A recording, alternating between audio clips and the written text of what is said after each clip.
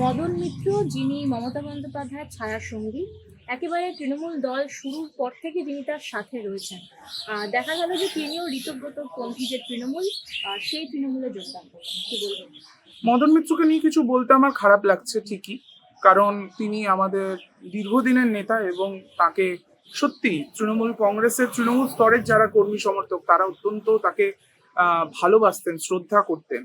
আমরা ছোট থেকে শুনে এসেছি যে মদনদার বাড়িতে কেউ যদি কোনো সাহায্যের জন্য যেতেন, কেউ খালি হাতে ফিরতেন না। তো এহেন একজন নেতা যিনি এতদিন অব্দিও দিদির সাথে ছিলেন, কাল অব্দি যিনি দিদির সাথে ছিলেন, তার উপরে হয়তো এমন ভাবে কিছু চাপ সৃষ্টি করেছে তার বাড়ির পরিবারের সদস্যদের, তাদের নামে যদি এই ইডি সিবিআই দিয়ে তাদের উপর চাপ সৃষ্টি করা হয়, তো এই এজেন্সির ব্যবহার করে তাদেরকে বাধ্য করা হচ্ছে অন্যদিকে যেতে।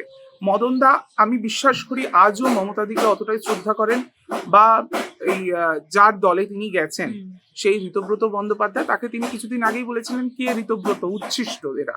তা আমি মনে করি তিনি আজকেও সেটাই মনে করেন, কিন্তু পরিস্থিতি তাকে বোধহয় সেই দিকে ঠেলে দিয়েছে। আমরা দুঃখিত নিশ্চয়ই, কিন্তু এটাও আমরা বুঝতে পারছি যে তিনি চাপের কাছেই নতি স্বীকার করে গেছেন, যেটা আমরা তার থেকে এক্সপেক্ট করিনি।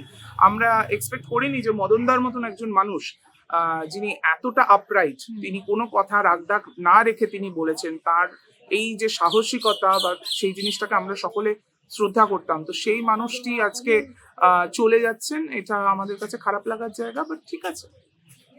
কিছুদিনের মধ্যেই 21শে জুলাই এবং এর একটি আগের মিছিলে, তৃণমূলের একটি মিছিলে বিজেপি যেভাবে আক্রমণ করেছিল, তৃণমূল কি ভয় পাচ্ছে যে আবার একটি সমাবেশ, আবার একটি মিছিলে যদি বিজেপির তরফ থেকে এরকম একটা আক্রমণ? দেখুন, একটা সুস্থ গণতান্ত্রিক পরিবেশে তো এই জিনিস হতে পারে না।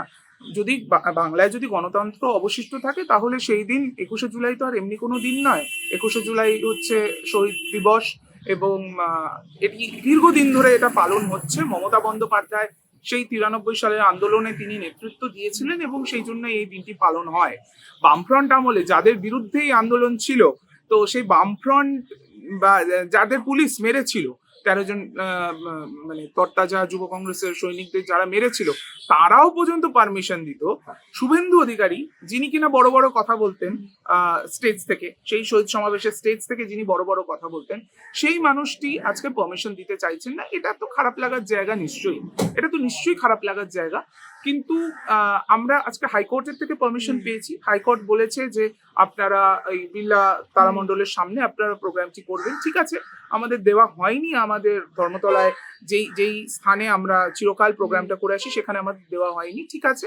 কিন্তু আমরা মানে আইন মেনে, কোর্টের রায়কে মেনে আমরা সেখানে করবো। এবার তার উপরে সেই আমাদের শহীদ সমাবেশকে ডিস্টার্ব করতে যদি গুন্ডা বাহিনী বিজেপি পাঠায়, তখন সেটা সেইভাবে দেখা হবে, এবং বাংলার মানুষ বা ভারতবর্ষের মানুষ, সারা বিশ্বের মানুষ তারা দেখবে। তারা যদি আবার 21শে জুলাইয়ের একটা পুনরাবৃত্তি করতে চায়, অর্থাৎ 21শে জুলাই 1993 তার পুনরাবৃত্তি করতে চায় 2026-এ, সেটা মানুষ দেখবে। 21শে জুলাইকে মমতা বন্দ্যোপাধ্যায় শহীদ দিবস থেকে সরিয়ে রাজনীতির একটা দিনে পরিণত করেছে, এই ধরনের কথা বিজেপির থেকে আসছে। 21শে জুলাইয়ের যে আন্দোলনটা ছিল, নো আইডেন্টিটি নো ভোট, সেটা তো ইটসেলফ একটা রাজনৈতিক আন্দোলন। সেই রাজনৈতিক আন্দোলনে সেখানে আন্দোলনটা বা ডিমান্ডটা ছিল হচ্ছে নির্বাচন কমিশনের কাছে। মমতা বন্দ্যোপাধ্যায় যেতে চেয়েছিলেন নির্বাচন কমিশনের দপ্তর, সেই সময় যেটি ছিল মহাকরণ। সেখানে মহাকরণ অভিযান ছিল, কোনো মহাকরণ দখল ফকল নয়, বা জ্যোতি বসুর বিরুদ্ধে আন্দোলন সেটা ছিল না। সেইখানে সিপিএম এর লোকেরা বা সেই সময়কার বামফ্রন্ট সরকারের পুলিশ, তারা আক্রমণটা করেছিল। তো পুরো বিষয়টাই তো রাজনৈতিক, এবং চিরকালই আমাদের সেখানে একটা রাজনৈতিক ভাষ্য থেকেছে যে সিপিএম এর যে অত্যাচার সেটা মানুষ দেখেছে। পরবর্তীকালে মানুষ বিজেপির অত্যাচার দেখেছে, বিজেপি সেই একই জিনিসের পুনরাবৃত্তি তারা করে গেছে। তো সেই জায়গা থেকে দাঁড়িয়ে অবশ্যই সেটা একটা রাজনৈতিক ভাষণের জায়গা, অবশ্যই। এবং সারা বাংলার তৃণমূল কংগ্রেস কর্মীরা, সমর্থকরা, তারা কলকাতায় সেদিন আসে, তারা মমতা বন্দ্যোপাধ্যায়ের দিক নির্দেশিকা তারা শুনতে তারা আসেন। অবশ্যই সেখানে রাজনৈতিক বক্তব্য হবে, এবং সেটা আমাদের তৃণমূল কংগ্রেসের বার্ষিক একটা রাজনৈতিক অনুষ্ঠান, অবশ্যই। বিজেপি বলেছিল যে বিজেপিতে তৃণমূলীকরণ হবে না, কিন্তু দেখা যাচ্ছে যে বিজেপির উঁচু তলায় তৃণমূলীকরণ শুরু হয়ে গেছে।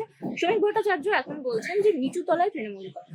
এর থেকেও ভালো কথা বলেছেন হচ্ছে দিলীপ ঘোষ বলেছেন যে মুখ্যমন্ত্রী তো প্রাক্তন তৃণমূলের প্রাক্তনী, তো সেখান থেকেই বোঝা যায়। তো বিজেপি দলটা পশ্চিমবাংলায় ছিল 2% দল, সেই জায়গা থেকে বিজেপিকে আজকে এই ধরনের কথাগুলো বলতে হচ্ছে, কারণ তারা ক্ষমতায় এসেছেন এবং তারা চাইছেন যেন পুরো তৃণমূল কংগ্রেস যেরকম ভাবে তাদের মুখ্যমন্ত্রিত্বের পদটা গিয়ে গ্রাস করেছে সেরকম ভাবে বাকি দলটাও যেন গ্রাস না করে, কিন্তু সেই দিকেই যাচ্ছে। রাজ্যসভা থেকে 3জন রাজ্যসভার তৃণমূলের সাংসদ তারা পদত্যাগ করলেন, সেই জায়গাটা খালি হলো। বিজেপি তাদের কাছে ফুল মেজরিটি আছে যে 3জন রাজ্যসভা সাংসদ পাঠানোর, কিন্তু তারপরেও সেই 3জনকেই বিজেপিকে পাঠাতে হলো।